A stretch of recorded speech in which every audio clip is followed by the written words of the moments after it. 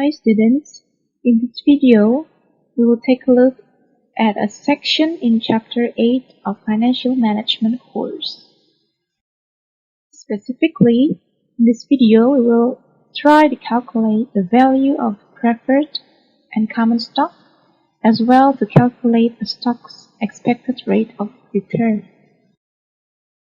To calculate the value of a preferred stock, we need to find out the present value of all future dividends. So we're going to use this formula, which is the equation 8.2, to calculate the value of a preferred stock, which is to divide the annual dividend with the required rate of return. In Chapter 5, this is what we called as perpetuity, which is a type of annuity that continues forever.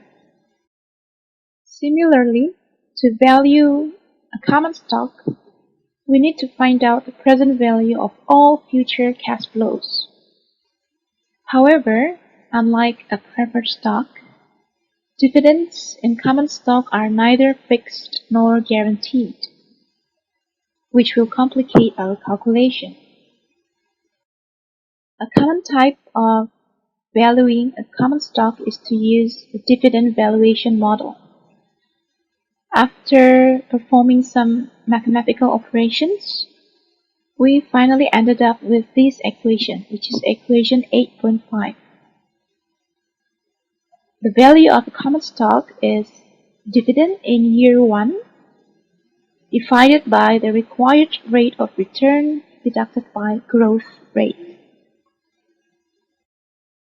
Just like what we did with bonds when we calculated its expected return or yield to maturity, here in this chapter we also want to calculate the expected rate of return of preferred shares or preferred stock, and we are going to use the equation 8.7 as displayed on your slide, which is to divide the annual dividend by the preferred stock market price.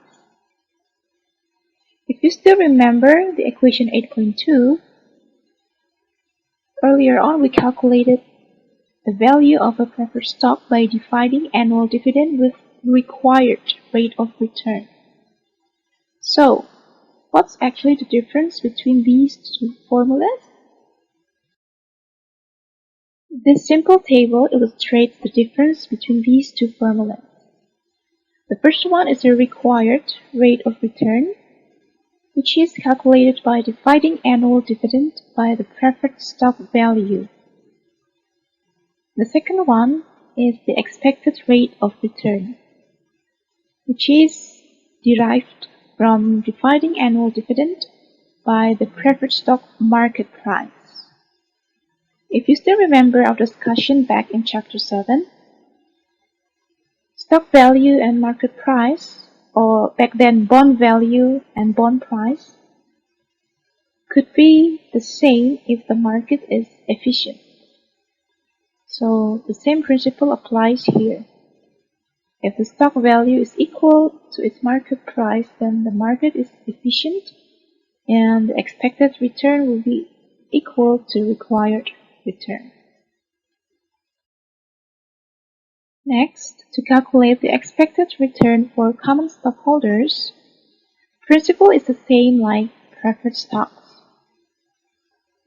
We are going to rearrange the equation 8.5 to calculate on the return.